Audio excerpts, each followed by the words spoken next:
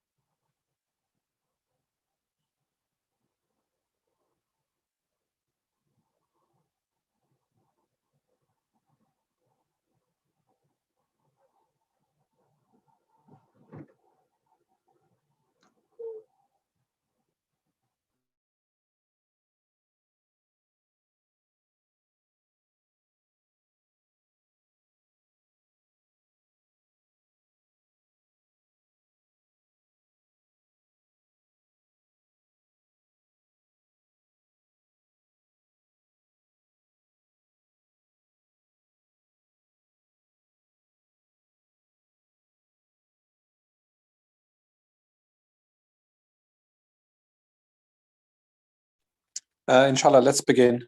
Don't want to lose too much time as well. Okay, أعوذ بالله من الشيطان الرجيم بسم الله الرحمن الرحيم الحمد لله رب العالمين والصلاة والسلام على رسول الكريم وعلى آله وصحبه أجمعين اللهم لا سهل إنما جعلته سهلا وأنت تجعل الهزن إذا شئت سهلا اللهم صل على محمد وعلى آل محمد كما صليت على إبراهيم وعلى آل إبراهيم إنك حميد مجيد اللهم بارك على محمد وعلى آل محمد كما باركت على إبراهيم وعلى آل إبراهيم إنك حميد مجيد وبعد السلام عليكم ورحمة الله تعالى وبركاته. Dear respected brothers and sisters, welcome to another Friday reminder. I want to, inshallah, discuss two principles and how we can apply those principles in our daily lives, in our workplace, in our with our colleagues, with our friends, the family members, any situation that we are in, and in particular when it comes to leadership positions, whether we are parents or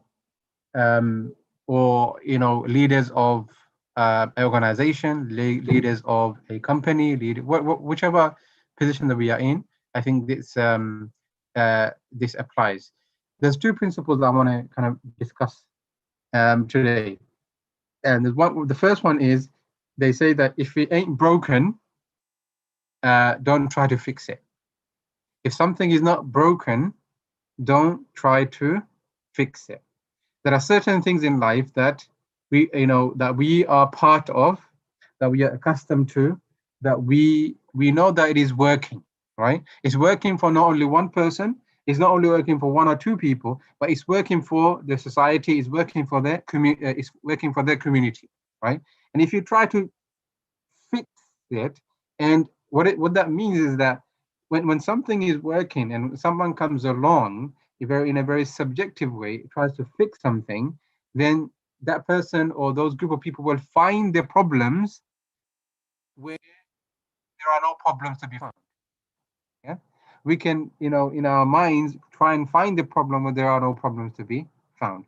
So if something is not, broken, if something is working, right? It's not, if there, it doesn't need to be fixed. Don't try to fix it. Continue with it. Yeah, you always improve, definitely, right? So you have to take two separate mentalities. One is that everything that we do in our lives, everything that we try to accomplish, right? Even if we have accomplished it, perhaps that we could have done something better. Meaning we could always improve on the thing that we are doing. But it doesn't mean that we kind of fix the problems that are not to be fixed, because there are no problems there. Yeah. So if it ain't broken, don't try to fix it. I'm going to come back to that. The second principle I want to introduce is that if something is not working, do something different. If it ain't working, right, don't do it, do something different. If something is not working, don't do it again, try something different. All right. Again, following from the other principle, that if something is not working, you've tried in your personal life, in as a community, as a leader, as a parent, as a student, as a whoever you are and whatever situation you are in, is something that you are doing day in, day out. If something is not working, don't do that again. Try something different. Yeah. In parenting, for example, if we are taking an approach to with our children, or if we, as a teacher, if I'm taking an approach with a student, right, and that approach is not working, right, but because for whatever reason, right, you know, you know, a lot of people, they become rigid, they become dogmatic, they want to focus on, because they've been doing it for a long time. It's like, you know, I know some people who are not like me introducing the example. It's like some football clubs, like Spurs, for example, Jose Mourinho, right? He plays, you know, old type, tactics and football matches, right? And clearly it's not working, right? So he needs to adapt and adopt new style, but he's not doing it because it's so dogmatic, it's so rigid in what he thinks, right? If something is not working, don't do it again, try something different. Something is not working, he's still doing it again, and he thinks it's going to work, but it's not working, right? So if I'm a teacher, if I'm a parent, if I'm a leader, if something is not working, right, I have to take responsibility and say, hang on a minute, why isn't it working? Yeah, what am I doing differently? So I have to stop doing that and try something different. When we become rigid in our approach, when we become, dogmatic in our approach, there are certain, as I said, that from an Islamic perspective, there are certain things that we have to, for example, we have to pray 5 times a day. That's something that we can't say, it's not working for my life. No, we have to measure it in different perspectives. There are certain things we have to be dogmatic and rigid. But there are most things in life, right? We try, we learn. Thomas Edison, and Tesla, and all these great inventors of our modern world, right? They tried and they tried and they tried, right? And afterwards they succeeded, right? They tried one way. So for example, they say that he tried about 1,000 ways, right? 1,001 ways. Tried one way, right? It didn't work. He tried a different way. If he kept on trying the same, if he did the same experiment over and over again, he will find failure, right? But he experimented and he failed. He tried it again a different way, he failed. Tried again different. At the end, he tried it so many different ways, so many different experiments. He took so many different approaches, right? And at the end, he succeeded. He didn't give up. Like, he didn't give up on his mission, his overall mission. He didn't give up. He wanted, electricity. He didn't give up. It doesn't mean that we give up on the overall vision. It just means that we take a different approach, right? If you want to travel from London to Birmingham, you can travel from London to Birmingham in a number of different ways. You can take a number of different routes, right? You can take a number of different routes. If you take a route and you find in the halfway that the road is blocked, but yet a person wants to still go through that road, that person will not succeed. But you take a different route, right? So if something is not broken, don't try to fix it. If something is not working, don't do it. Don't repeat it. Don't do it again, right? Try something different. Now, take a step back and apply these basic but yet profound principles in our daily lives. Yeah, these are basic principles, right? But sometimes we forget to have them in mind when we are carrying on with our business, right? But if we are mindful of those principles, if we are dutiful towards those principles, and if we apply them and implement to the best of our ability, then we'll be able to succeed from the Islamic perspective, because success from the Islamic perspective is different from the material perspective. But we will succeed no matter what we are doing, because at the end of the day, right, success belongs to Allah subhanahu wa ta'ala. Success comes from Allah subhanahu wa ta'ala. As long as we are following the parameters set by Allah, set by the Prophet sallallahu alaihi wasallam, right? Then we will inshallah succeed either in this dunya or we will succeed in the hereafter. And I want to give demonstrate this principle again with a couple of more, few more basic basic examples, right? Take as I said, if you're a teacher, right? You find students who are not complying, and students at a young age that always do that. They want to party, they want to play, they don't want to learn. Who wants to learn at a young age, right? Only the exceptions, right? Few minority of them want to learn. Most students, most young people, they don't want to learn. They don't want to learn English, they don't want to learn Arabic or science or maths or whatever, right? They don't want to learn. They want to go outside and play, or they want to be in the front of their laptop or the iPad. They want to play games or watch cartoons, whatever they want to do these days, right? They don't want to. No. There are other students who are disruptive in the class, right? They will start joking, they will start playing, they will start teasing other students. There are people who are students who may be rude. They're not generally non-compliance. They're not being obedient, if I want to use that word correctly. Obviously, that can have wrong connotation, right? They are not complying, right? Now, you can stand in front of the class and say, no, you have to comply, you have to obey, right? And this is what some people do. No, I am the teacher and I am the parent, and you have to obey, you have to comply, right? And sometimes we don't take a step back and look, hang on a minute.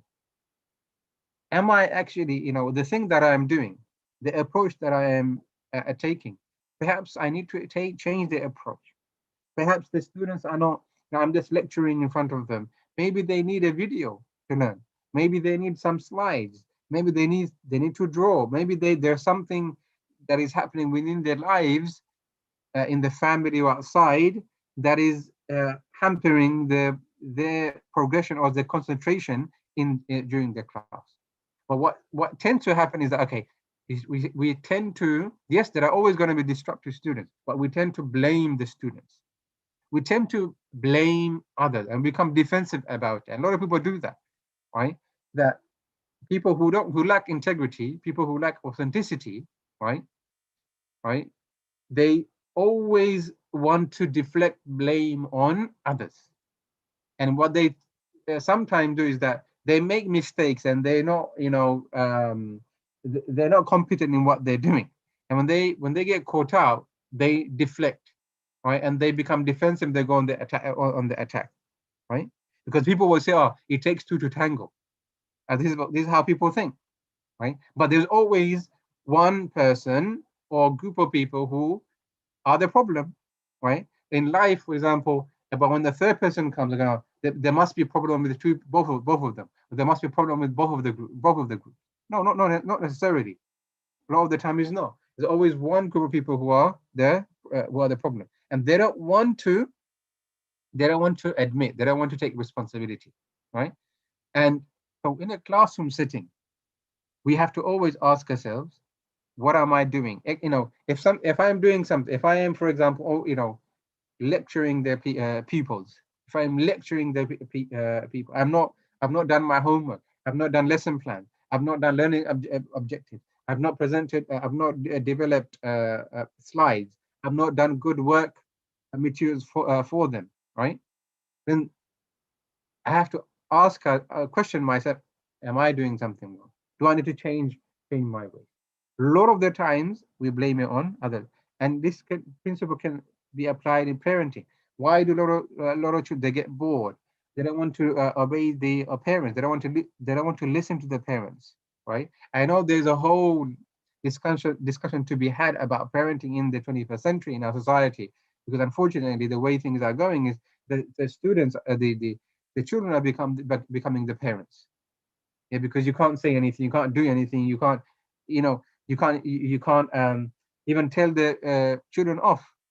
I remember someone came to me and said, I've been trying to discipline my children, not in a physical way or not in an abusive way, no way, right? But some the children, they come, they talk back to me and say, "Oh, you can't say that to us, because if you do, then that's against the law. You can't say that to us. You can't do, then we will report you." This is what these are These are some of the things that children are saying to the parents now. Can you believe this? Right? And that's another whole discussion. That's something that is very problematic. It's very dangerous. But from a young age, what am I doing? Right? Especially given that we are, we're in lockdown now. Yeah, we're in lockdown now. We are with our children a lot of the times. What are we what are we doing? Right? If my children, if my child is misbehaving, is it because of me? Am I creating the right environment for my children? Am I creating the right ambience for my children? Am I showing enough intellectual and emotional empathy, right, towards my children? Or am I just telling them what to do and they have to obey no matter what, right? It's the language that you use. I'll give you a practical example, right? A child comes to you, your children or whatever, your teacher, right? And that, there's something wrong, right? Or he was sent to you by the teacher, and you're the master, right? Or your wife or your husband sent to you, right? You send the child to you because he or she is not listening to the father or the mother, right? Now, there's a number of different approaches that we can take, right? One approach that we can rebuke them, we can censor them, right? And sometimes that may work, and sometimes we need to do that. We need to basically be strict. We do need to do that, not obviously harm them anyway, but we need to be strict sometimes. But there are always there's these different routes that we can take, right? Now you can say to the child, what made you come here today? Yeah, what happened? What happened? The child might say, of the head teacher, or that my teacher asked me to come. I didn't want to come. Or mom asked me to come to you because I didn't want to come, right? Then the next thing that you might say to the student or the child is that, why do you think, no, not why, how do you think your mother, or how do you think your teacher feels right now because he or she has sent you to the headmaster, right? So you keep on asking how, right? You empathize, right? Not why did you do this? How dare you? Why? It limits the conversation. How, what, right? Opens up the conversation. I mentioned this in a khutbah before. So exploring, right? Co-creating with the student, co-creating with the child. So sometimes when my children don't listen, they say, do you understand that how you would feel, or how your mother would feel, how I would feel if you were to do this, right?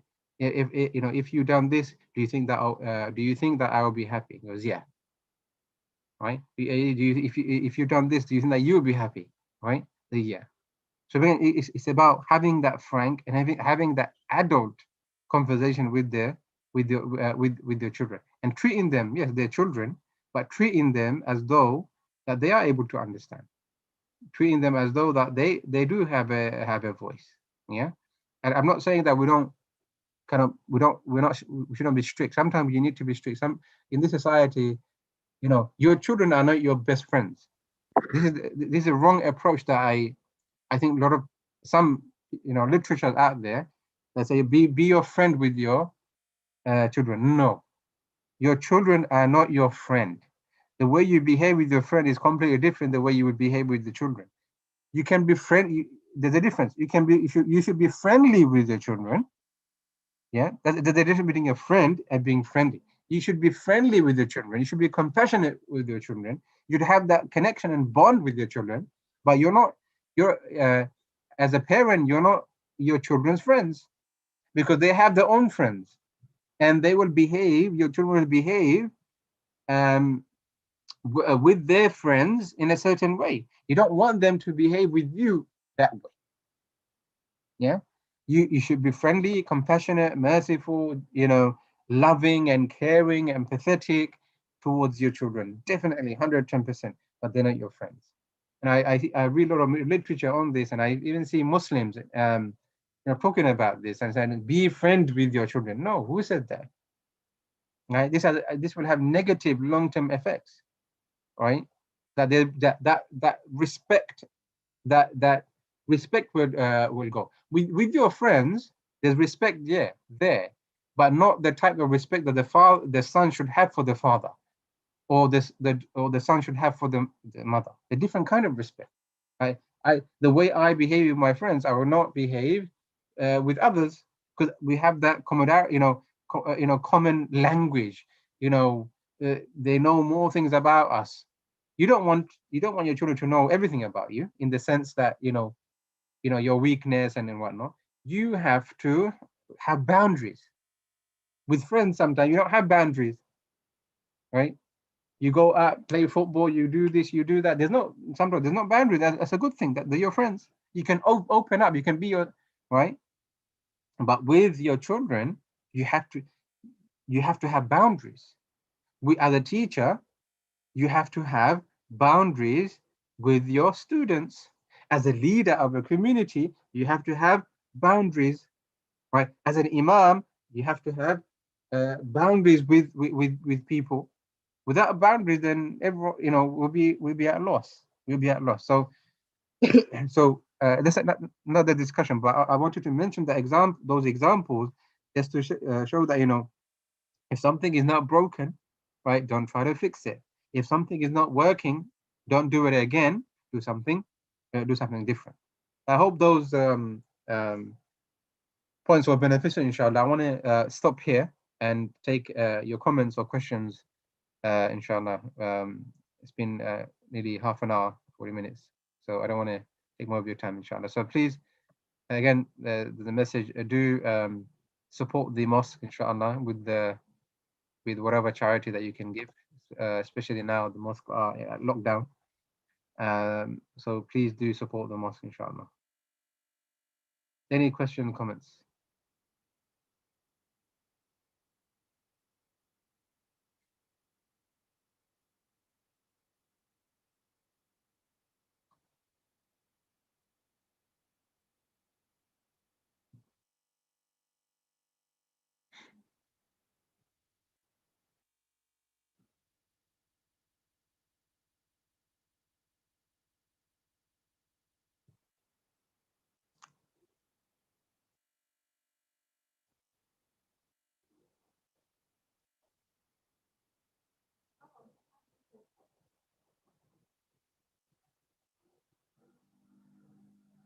Shall we close it up here, Amr or Awais? Assalamu alaikum, Sheikh. Yeah, I think you can wrap up now. Okay, inshallah. Jazakallah khair again for attending. Hopefully, the points were beneficial, inshallah. Let's try and apply those principles. Again, we shouldn't be rigid. We should be flexible, but let's try to implement those principles in our life, in whatever capacity that we are in, as parents or as teachers, or as leaders, or as colleagues in a company. May Allah subhanahu wa ta'ala bless you. May Allah subhanahu wa ta'ala protect you. May Allah subhanahu wa ta'ala cure all the people who are ill. And may Allah subhanahu wa ta'ala enable us to come back together again in the houses of Allah subhanahu wa ta'ala. As soon as possible, we can pray together Jummah and carry out all the other activities and responsibilities that we have towards Him in His houses. May Allah subhanahu wa ta'ala give us long and healthy life under His obedience. May Allah subhanahu wa ta'ala increase in our goodness, increase in our khair, increase in the barakah that we have. May Allah subhanahu wa ta'ala increase in our lifetime in this world under the obedience of Allah subhanahu wa ta'ala and the sunnah of Nabi sallallahu alayhi wa sallam. May Allah subhanahu wa ta'ala bless all those and grant them, all those who passed away, Jannah and paradise. وصلى الله على سيدنا محمد وعلى آله وصحبه أجمعين. السلام عليكم ورحمة الله تعالى وبركاته. Just before you go, Sheikh, there is a question on the Q&A. Okay. A brother has forgotten Arabic. It's not the first or second language. He is confused as to how to recite the Quran now, as he did learn it during childhood. Can you just... So, in terms of reading the Quran, it's important, no matter how old we are, we have to learn how to recite the Quran. Learning Arabic, learning the language is one thing, because it's not that important for us to learn the Arabic language. I don't think it's important at all to learn the Arabic language unless we kind of want to go into the sources of the of Islam, right? You learn the Quran, you learn some words and phrases of the Quran. That's fine. So I think to learn how to recite the Quran, you can read the read the Quran in English. That's fine. The translation of it, but that's not the Quran. It's the translation of the Quran. But when you are standing in prayer, you have to recite the Quran, recite this surah. So you have to learn, and there's always time, brothers and sisters. You know, many scholars of the past, they began to learn at the age of 40, 45, and they became great scholars, right? I remember when I was studying in Jordan, there was a student from Canada. Their brother was about 60 back then, 60, 65, 70 back then, and he was learning Arabic, right? He was learning. So there's always time, and Allah will help you as long as you are trying, as long as you are motivated, as long as you are sincere in your attempt to learn the Quran. Allah will open up doors for you. So yes, you can, to answer the question, yes, you can read the Quran in English to understand the Quran, but it's a translation. But when it comes to Salah, recitation in Salah, you have to learn how to read the Quran.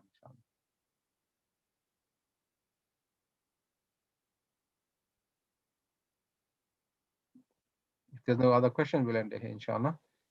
Jazakallah khair, Sheikh. Just before everyone else goes, just an announcement for the coming few days or next week program. So tomorrow, inshallah, Sunday, inshallah, we'll have Surah Yusuf Tafsir. On Monday, there's a foundations course run by Dr. Umar Taha on Hadith. Tuesday's continuation of a parenting course. That's a paid course. Wednesday's Sirah with Khalil Siddiqui. On Thursday, we'll be running the next in the series of our well-being talks. Next Friday, Jummah, obviously. And next Saturday sees the return of Sheikh's Breaks, and that's on the environmental crisis. So lots going on next week. Do look out for the reminders and the emails. Jazakallah khair. Assalamu alaikum wa rahmatullahi.